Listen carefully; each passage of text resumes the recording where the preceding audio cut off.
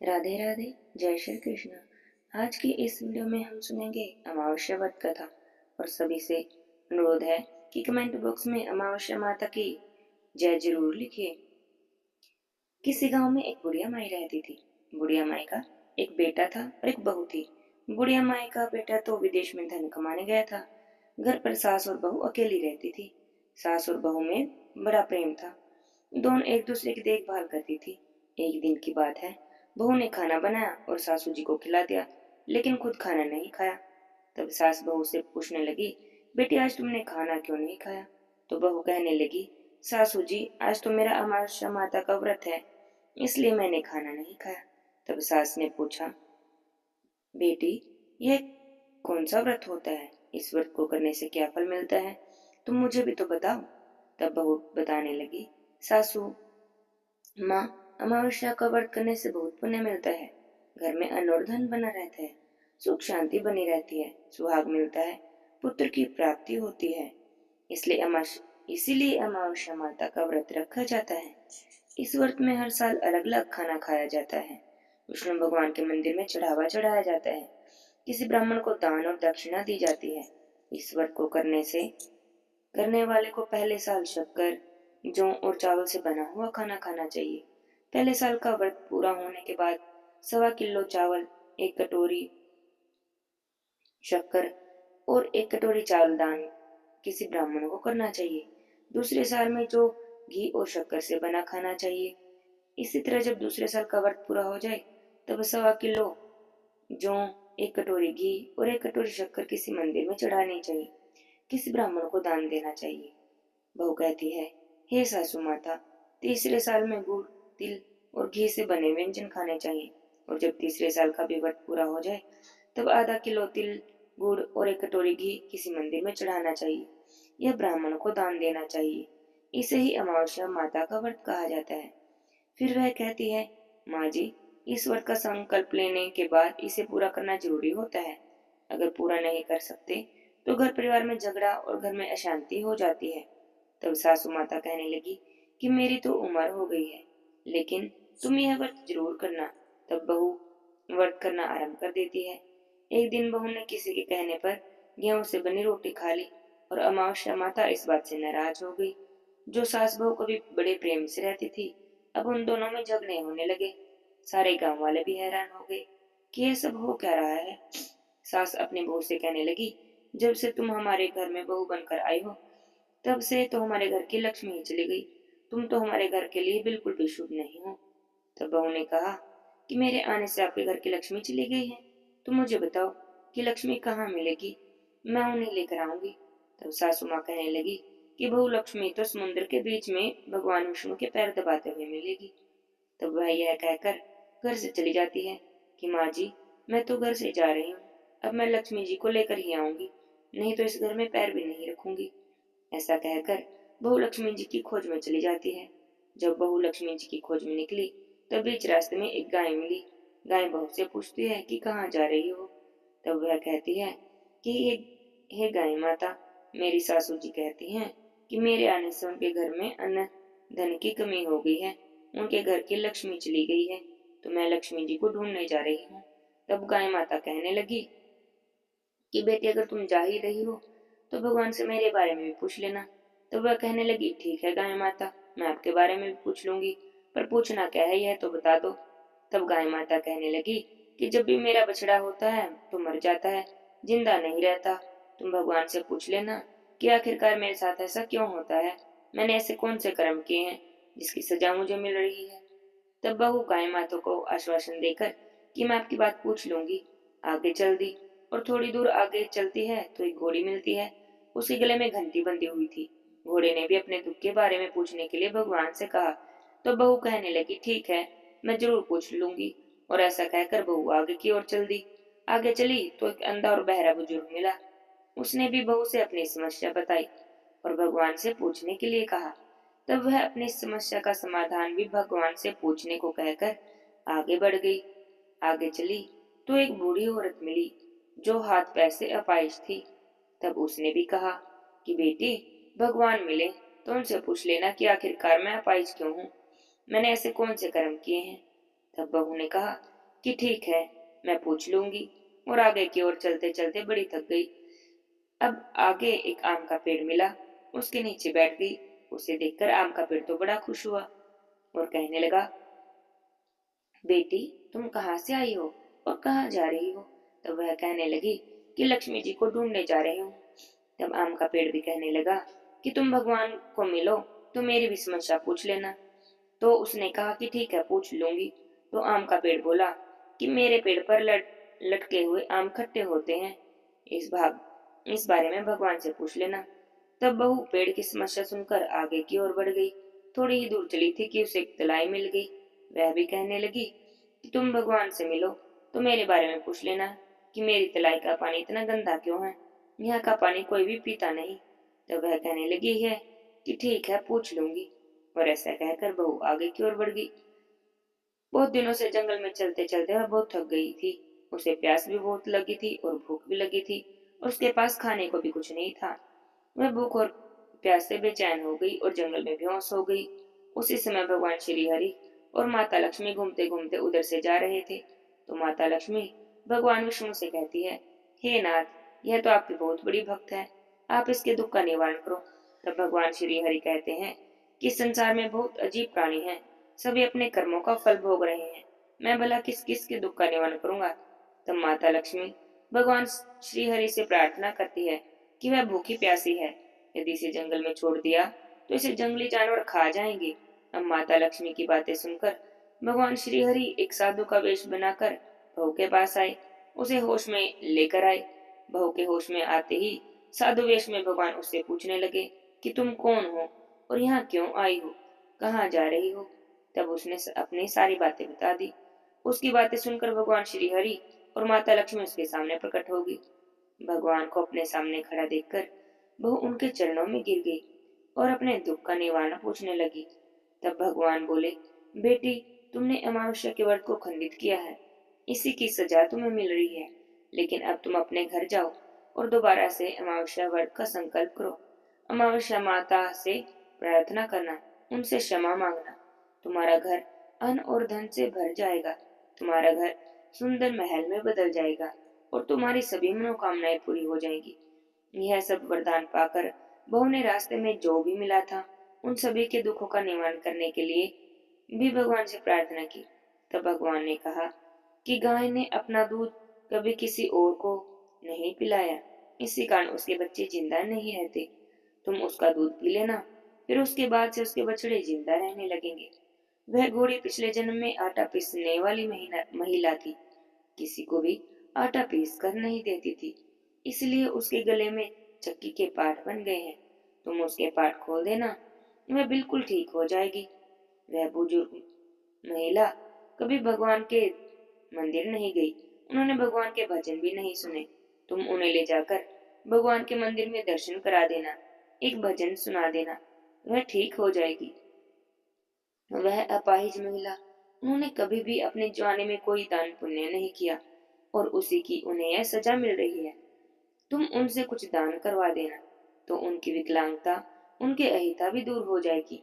आम का पेड़, उसने भी अपने पेड़ के आम कभी किसी बच्चे को खाने को नहीं दिए, इसी कारण उसके सभी आम खट्टे हैं। तुम उस पेड़ से आम तोड़कर खा लेना, उसके बाद से उस पेड़ पर मीठे आम लगने लगेंगे। तलाई का पानी, पिछले जन्म में देवरानी जेठानी थी, हमेशा आपस में लड़ती झगड़ती रहती थी, इसलिए उसका पानी गंदला है। तुम उसका थोड़ा सा पानी पी लेना तो वह तलाई शुद्ध हो जाएगी, फिर लोग वहां आकर पानी पीने लगेंगे।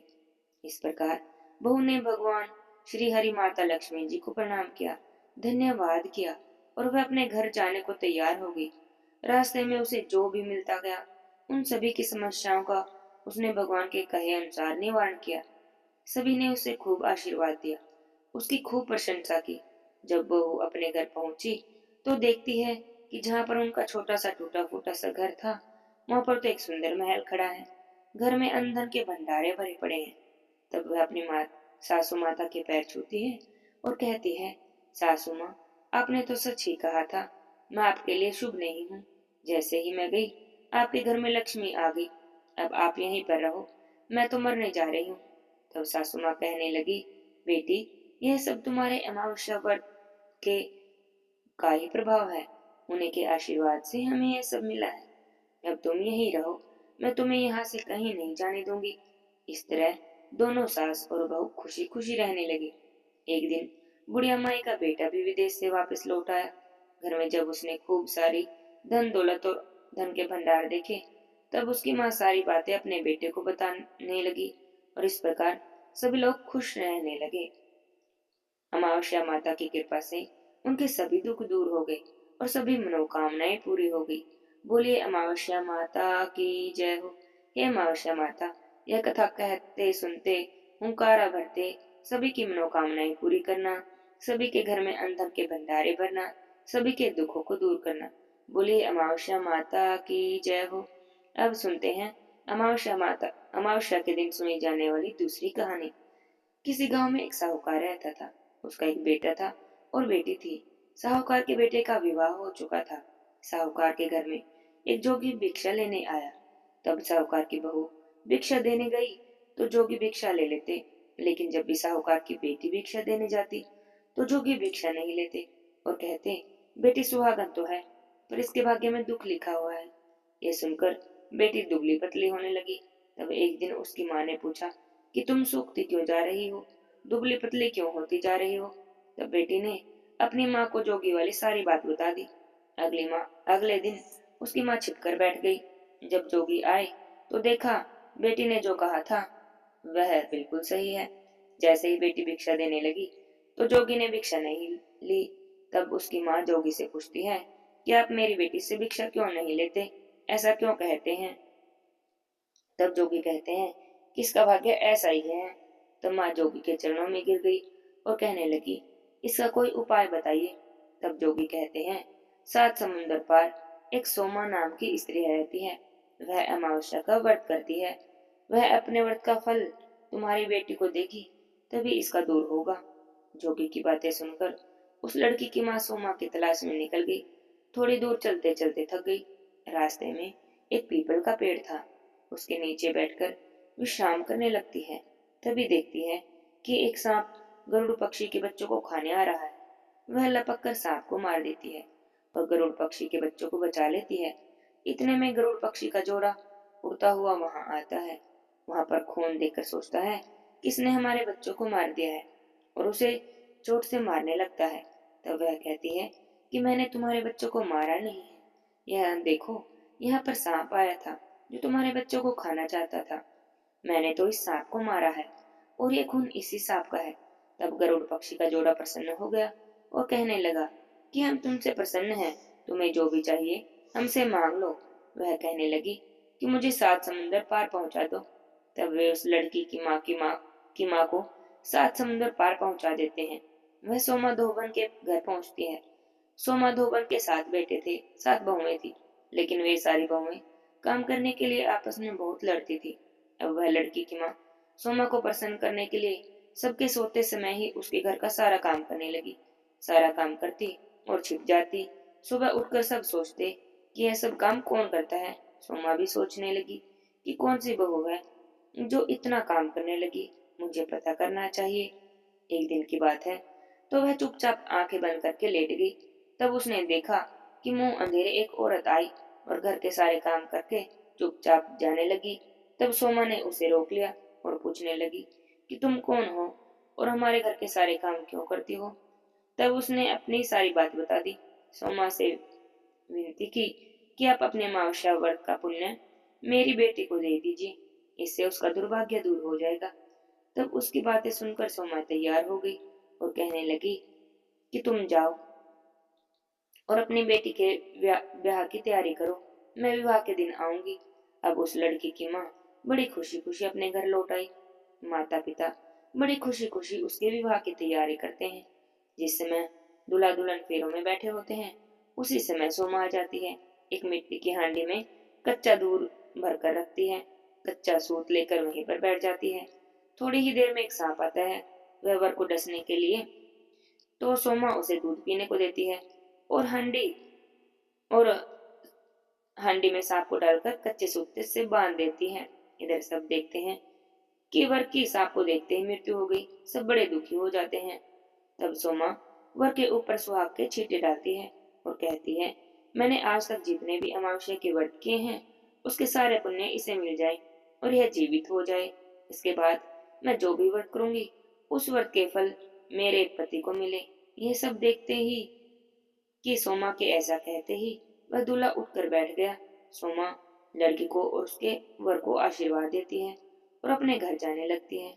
तब लड़की की माँ कहती है कि मैं आपको क्या दूं? तो सोमा कहती है, मुझे कुछ नहीं चाहिए, बस एक मिट्टी की हांडी दे दो। उस दिन अमावस्या का दिन था। रास्ते में सोमा पीपल के पेड़ के नीचे रुकती है। हांडी के 108 टुकड़े करती है, पीपल की 108 परिक्रमा करती है और उसके बाद उन टुकड़ों को पीपल के पास ही जमीन में दबा देती है। जब वह घर पहुंचती है तो देखती है उसके पति की मृत्यु हो गई है और उसके शरीर को तेल में डुबो कर रखा गया है।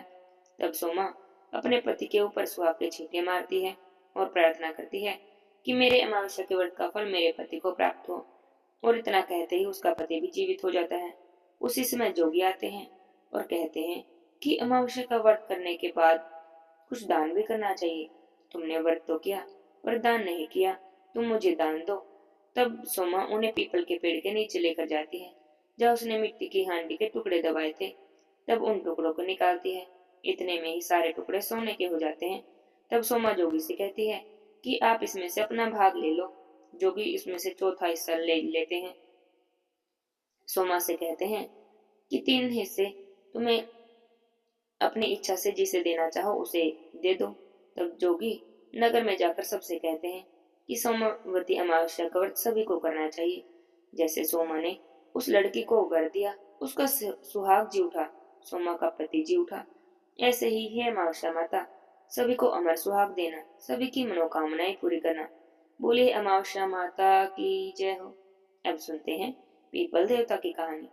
बोले पीपल देवता की जय हो। किसी गांव में एक ब्राह्मण ब्राह्मणी रहते थे। ब्राह्मण का पीपल की सेवा करने का नियम था। ब्राह्मण देवता रोज पीपल देवता की पूजा करते, जल से सींचते, परिक्रमा करते, दिया जलाते और उसी के बाद कुछ भी अंजल ग्रहण करते। बिना पीपल की पूजा किए तो वह पानी की एक बूंद भी नहीं पीते थे। इस तरह से पीपल देवता की पूजा करते करते ब्राह्मण ने अपना पूरा जीवन बिता दिया। एक दिन पीपल देवता ने सोचा कि ब्राह्मण ने अपना सारा जीवन मेरी सेवा की है, मेरी पूजा की है, मुझे तो इसे कुछ जरूर देना चाहिए। जब अगले दिन ब्राह्मण पीपल देवता की पूजा करने के लिए आए तब पीपल सींचकर परिक्रमा कर ही रहे थे तो पीपल में से आवाज आई, तू मांग मैं दूं, तू मांग मैं दूं। ब्राह्मण ने आवाज सुनी और चारों ओर देखने लगा कि आवाज कहाँ से आई, पर उन्हें तो कोई भी आसपास दिखाई नहीं दिया। अब तो ब्राह्मण देव आश्चर्य में पड़ गए। तो रोज ऐसे ही होने लगा। जब भी ब्राह्मण देवता पीपल की पूजा करने जाते तो उन्हें पीपल में से आवाज आती कि तुम वरदान मांगो और मैं वरदान दूं। यह सब देखकर ब्राह्मण घबराने लगे क्योंकि उन्होंने सुन रखा था कि पीपल पर तो भूतों का वास होता है। तब उन्होंने सोचा कि कहीं ये आवाज किसी भूत प्रेत की तो नहीं। तो ब्राह्मण देवता तो घबराकर अपने घर आ जाते और घर आकर भोजन भी नहीं करते। ऐसा करते करते कई दिन बीत गए। तो ब्राह्मणी ने देखा तो पूछने लगी कि ब्राह्मण देवता किस चिंता में बैठे हो, क्या बात है? ब्राह्मण ने सारी बात बताई। तो ब्राह्मणी बोली कि आप तो बड़े ही भोले हैं। पीपल के पेड़ पर भूतों का वास नहीं होता, बल्कि पीपल के पेड़ में तो ब्रह्मा, विष्णु और महेश का वास होता है। हो सकता है कि यह आवाज भगवान की हो। भगवान आपकी भक्ति से प्रसन्न हुए हों और आपको वर देना चाहते हों। तब ब्राह्मण देवता जब अगले दिन पीपल सींचने गए तो फिर से वही आवाज आई कि तुम मांगो तो मैं दूं। तो ब्राह्मण देवता ने पूछा कि आप कौन हैं और मुझे क्या देना चाहते हैं? तब पीपल में से आवाज आई कि मैं पीपल देव हूँ, मैं तेरी पूजा और तेरी भक्ति से बड़ा ही प्रसन्न हूँ और जो कुछ तुम्हें चाहिए तुम वो मांग लो। ब्राह्मण देवता बोले कि मुझे तो कुछ भी मांगना नहीं आता, मुझे नहीं पता कि मुझे क्या मांगना चाहिए। तब पीपल में से आवाज आई कि तुम अपने घर पूछ लेना, अपनी पत्नी से पूछ लेना। ब्राह्मण देवता घर आ गई। ब्राह्मणी कहने लगी, ब्राह्मणी ब्राह्मण ब्राह्मणी से बोले कि तुम तो सही कहती थी, वह आवाज तो भगवान की ही थी। वे मुझे कुछ देना चाहते हैं पर मुझे नहीं पता कि मैं क्या मांगू। तो ब्राह्मणी बोली कि आप पीपल देवता से कहना कि मुझे ना क्रोड़ की माया दे, 16 साल की काया दे, बेटा दे, पोता दे, पूरा परिवार दे, सारे सुख दे। तब ब्राह्मण देवता ने अपनी पत्नी की बात मान ली और अगले दिन जब पीपल की पूजा करने गए तो रोज की तरह ही उन्हें आवाज आई। तब ब्राह्मण ने वही बात कह दी जो ब्राह्मणी ने उसे बताई थी। ब्राह्मण ने पीपल देवता से कहा कि मुझे 9 करोड़ की माया दो, 16 साल की काया दो, बेटा दो, पूरा परिवार दो और सारा सुख दो। पीपल देवता सोचने लगे कि ब्राह्मण देखने में तो सीधा साधा था, कहता था कि मुझे तो मांगना नहीं आता, पर एक ही बार में सारी चीजें मांग ली। फिर बोले, कोई बात नहीं, तूने जो जो मांगा है मैं तुझे सब देता हूँ। अब ब्राह्मण थोड़ी देर पर वहीं पर खड़े रहे, लेकिन जब उनके हाथ में कुछ भी नहीं आया तो वो दुखी होकर वापस आने लगे। मन ही मन सोचने लगे कि पीपल देवता तो कहते थे कि जो कुछ तुझे मांगना है सब दूंगा, पर दिया तो कुछ भी नहीं। इस तरह वह अपने विचारों में ही खोए हुए चले आ रहे थे। अपनी कुटिया से आगे निकल गए। उन्होंने तो ध्यान भी नहीं दिया कि उनकी कुटिया की जगह अब एक आलीशान महल खड़ा था। जब अपने घर से आगे निकल गए तब पीछे से ब्राह्मणी ने आवाज लगाई कि कहाँ जा रहे हो। ब्राह्मण देव ने पीछे मुड़कर देखा तो एक सजी धजी औरत खड़ी थी। रेशम जरी की साड़ी पहन रखी थी, बहुत सारे गहने पहन रखे थे। ब्राह्मण देवता तो इस वेश में अपनी पत्नी को पहचान ही ना पाए। ब्राह्मण ने दोबारा देखा, क्योंकि ब्राह्मण ने उससे दोबारा आवाज लगाई कि कहाँ जा रहे हो, अपने घर में क्यों नहीं आते। तब ब्राह्मण बोले कि तुम्हारा भेष कैसे बदल गया, इतने सारे सुंदर कपड़े और गहने कहाँ से आए। तब ब्राह्मणी बोली कि पीपल देवता का आशीर्वाद है, पीपल देवता ने आपकी सारी मनोकामनाएं पूरी कर दी, आपने जो भी मांगा था सब दे दिया। तब ब्राह्मण देवता पूछने लगे कि लेकिन हमारी कुटिया कहाँ गई और यह महल किसका है। तो ब्राह्मणी बोली, आप अंदर तो चलो, सब पता चल जाएगा। ब्राह्मण देवता अंदर गए तो क्या देखते हैं कि बहुत बड़ा परिवार हो रहा है। बेटे, पोते, नाती सब घूम रहे हैं, किसी गांव में घूम रहे हैं। हे पीपल देवता, जैसी आपने कृपा उस पर की, ऐसी ही कृपा सब पर करना, सबकी मनोकामनाएं पूरी करना। किसी गांव में एक ब्राह्मण ब्राह्मणी रहते थे। दोनों बड़े ही गरीब थे। घर में खाने को भी नहीं होता था, लेकिन ब्राह्मणी गणेश जी की परम भक्त थी। रोज गणेश जी की सेवा करती और पूजा करती। एक दिन भगवान को भोग लगाने को भी घर में कुछ नहीं था, तो ब्राह्मणी गणेश भगवान से बोली, भगवान जी आज तो घर में भी कुछ नहीं, मैं आपको कैसे भोग लगाऊं। गणेश जी बोले कि मैया तू चिंता मत कर, जा तू लक्ष्मी जी को न्योता देकर आ जा। तब ब्राह्मणी बोले कि मुझे नहीं पता कि लक्ष्मी जी कहाँ मिलेंगी, और अगर मैं लक्ष्मी जी को बुला भी लाई तो लक्ष्मी जी को कहाँ बिठाऊंगी, क्या खिलाऊंगी। तो गणेश भगवान बोले कि माँ तुमने न्योता तो कराओ, सब इंतजाम हो जाएगा और लक्ष्मी जी तो पीपल के पेड़ पर ही मिल जाएंगी। तो ब्राह्मणी चली पीपल के पेड़ के पास। पीपल के पेड़ पर माता लक्ष्मी जी भी मिल गई। तो ब्राह्मणी ने लक्ष्मी जी को न्योता दे दिया और लक्ष्मी जी बोली कि मुझे तो नहीं पता कि तुम्हारा घर कहाँ है, इसलिए मैं तुम्हारे साथ साथ ही चलती हूँ। अब लक्ष्मी जी ब्राह्मणी के साथ ही उसके घर आ गई। तब ब्राह्मणी गणेश भगवान से बोली कि भगवान अब मैं क्या करूं, लक्ष्मी जी तो मेरे साथ साथ आ गई हैं, अब मैं इन्हें कहाँ बिठाऊं, क्या खिलाऊं, मेरे तो घर में कुछ भी नहीं है, और अब तो लक्ष्मी माता भी साथ साथ आ गई हैं, तो मैं पड़ोस से भी मांग कर नहीं ला सकती। तो गणेश जी भगवान बोले, बुढ़िया माई चिंता ना कर, लक्ष्मी जी से भंडारे की चाबी मांग ले। अब ब्राह्मणी गई लक्ष्मी जी के पास, बोली मुझे भंडारे की चाबी दे दो। तो लक्ष्मी माता ने उसे भंडारे की चाबी दे दी। ब्राह्मणी ने भंडारा खोलकर देखा तो भंडारा तो ईंधन से भरा पड़ा था। ब्राह्मणी तो देखकर बड़ी खुश हो गई। उसने तो 5 भोग बनाए, गणेश जी को भोग लगाया, माता लक्ष्मी को भोग लगाया, भोजन कराया, सारे परिवार को भी जी भर के जिमा लिया, तो भी भंडारा खाली ना हुआ। तो वह बोली अब क्या करूं। तो गणेश जी बोले जा खा बाट। तो ब्राह्मणी भर भर के बोइये बांटने लगी। सब कहने लगे कि कल तक तो तुम हमारे घर से मांग कर ले जाती थी, आज बोइये भर भर के बांट रही हो, ऐसा क्या हो गया। तो वह बोली कि मुझ पर तो गणेश और लक्ष्मी जी की कृपा हुई है। तो लक्ष्मी जी जब जाने लगी तो बुढ़िया माई जी लक्ष्मी जी को रोकने लगी। तो लक्ष्मी जी बोली, ब्राह्मणी मैं एक जगह नहीं रह सकती, मैं तो सबका मान रखती हूँ, सबके घर जाती हूँ, पर फिर वापस भी आ जाती हूँ। जिसके जैसे कर्म है उसके उन्हीं कर्मों के अनुसार ही उनके यहाँ पर निवास करती हूँ। तो ब्राह्मणी बोली कि नहीं लक्ष्मी जी, आप मेरा घर छोड़कर मत जाओ। गणेश जी भगवान की कृपा से बुढ़िया माई के घर में लक्ष्मी माता ने वास किया। लक्ष्मी माता ने उसके अन्न धन के भंडारे भर दिए। हे गणेश जी, हे लक्ष्मी माता, जैसी कृपा आपने उस ब्राह्मणी पर की, ऐसी ही कृपा सब पर करना, सबके घर में वास करना, सबके घर में अंधन के भंडारे भरना, सबकी मनोकामनाएं पूरी करना। बोलिए गणेश जी भगवान की जय हो, लक्ष्मी माता की जय हो। अब सुनते हैं तपसी और लपसी की कहानी। एक तपसी था और एक लपसी था। तपसी तो भगवान की तपस्या करता और लपसी रोज सवा सिर की लापसी बनाता, भोग लगाता, घंटी बजाता और जीम लेता। एक दिन दोनों में झगड़ा हो गया। तपसी बोला कि मैं बड़ा हूँ और लपसी कहने लगा कि नहीं मैं बड़ा हूँ। तो तपसी बोला कि मैं रोज भगवान की तपस्या करता हूँ, इसलिए मैं बड़ा हूँ। तो तपसी कहने लगा कि मैं रोज भगवान को सवा सेर की लापसी का भोग लगाता हूँ, इसलिए मैं हूँ बड़ा हूँ। दोनों आपस में झगड़ रहे थे कि नारद जी वहां से गुजर रहे थे, तो दोनों को झगड़ते हुए देखकर कहने लगे कि क्यों झगड़ रहे हो। तब दोनों ने अपनी अपनी बात कह सुनाई। तो नारद जी बोले कि तुम आपस में झगड़ा मत करो, तुम्हारी बात का फैसला मैं कर दूंगा। अगले दिन ही सुबह जब तपसी और लपसी दोनों नहाकर आ रहे थे, तो नारद जी ने उनके रास्ते में 1.25 करोड़ की अंगूठी रख दी। तपसी ने तो अंगूठी देखी तो उसने उसके मन में लालच आ गया। सोचने लगा कि इतनी कीमती अंगूठी है, इसको बेचूंगा तो बहुत सारे पैसे मिलेंगे और उन पैसों से मैं बहुत बड़ा यज्ञ करूंगा और अपने आप को साबित कर दूंगा। और उसने अंगूठी को उठा लिया। उधर जब लपसी ने अंगूठी देखी तो सोचा, अरे किसी की अंगूठी गिर गई है, पता नहीं कोई बहुत दुखी हो रहा होगा, और अगर मैंने इसे उठा भी लिया तो कहीं चोर डाकू मेरे पीछे न पड़ जाएं और कहीं मुझे मार ही न दें। तो यह सोचकर उसने उसने अंगूठी को उठाया और पास ही के एक मंदिर में रख दिया। सोचा कि कोई जब अंगूठी को ढूंढते ढूंढते आएगा और भगवान से प्रार्थना करेगा तो उठा लेगा।